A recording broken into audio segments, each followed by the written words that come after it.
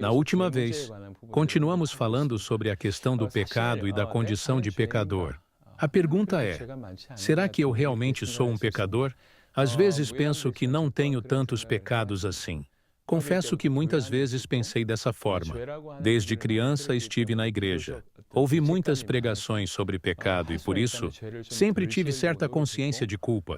Sempre que possível, tentava pecar menos, mas mesmo assim continuava caindo em erros e, consequentemente, sofria com a culpa. Comparado com meus amigos que não tinham tanta preocupação com o pecado, eu parecia um pouco mais disciplinado, quase como um aluno exemplar. Mas quando se fala, você é um pecador, é fácil responder, sim, eu sou pecador. Porém, quando comecei a entender de perto o que a Bíblia diz, de que eu sou um pecador, condenado à morte eterna, aquilo começou a me incomodar. A Escritura afirma que a pena pelo meu pecado é eterna e que a minha alma deveria passar a eternidade no inferno.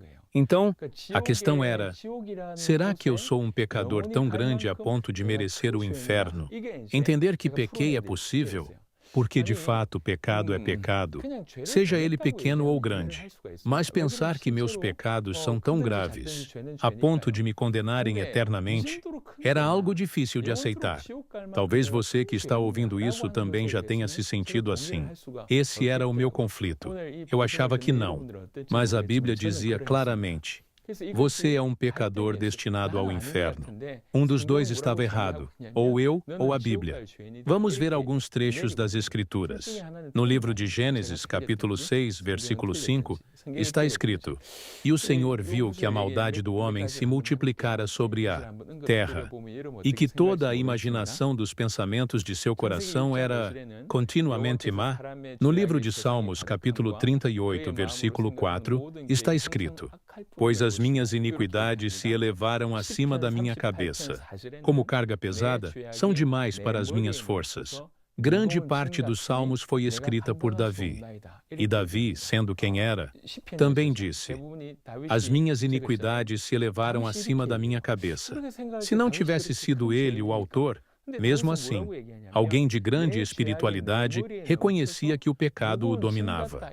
Isso mostra que a percepção bíblica do pecado é diferente da nossa.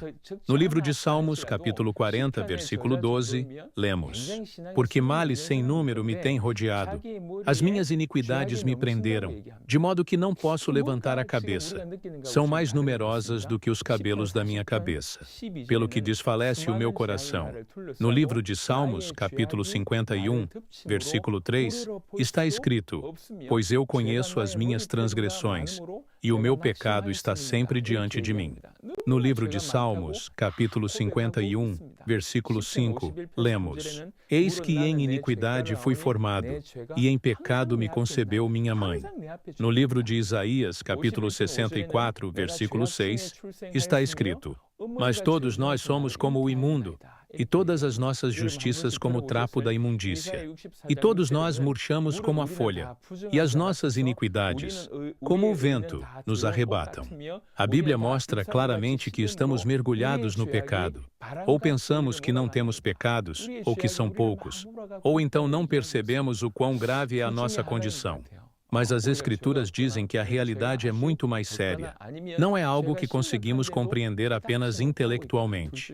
É o próprio Deus quem deve abrir os nossos olhos espirituais para percebermos a gravidade do pecado. A Bíblia é uma revelação, e não apenas um texto que se entende racionalmente. Um monge famoso do budismo disse certa vez que o seu pecado era tão grande que ultrapassava em 10 vezes o tamanho do Monte Everest.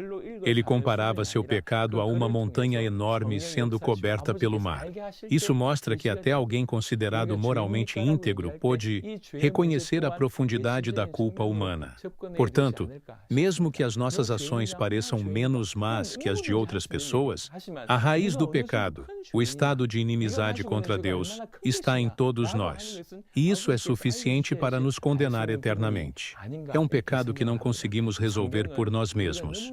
No livro de Isaías, capítulo 53, versículo 5, encontramos a promessa do Messias. Mas ele foi ferido por causa das nossas transgressões e esmagado por causa das nossas iniquidades. O castigo que nos traz a paz estava sobre ele, e pelas suas feridas fomos curados. Ou seja, o Messias levaria sobre si os nossos pecados. Por que nós não poderíamos carregar ou resolver isso sozinhos? O pecado é muito mais profundo, sujo e devastador do que imaginamos. É mortal e nos arrasta para o inferno eterno. Por isso, precisamos de um Salvador. Só Cristo pode resolver o problema do pecado. Minha oração é que Deus conceda a você a graça de reconhecer a grandeza do seu pecado, a gravidade das suas consequências e, acima de tudo, a única solução que é Cristo Jesus. Que o Pai lhe dê essa revelação, em nome de Cristo.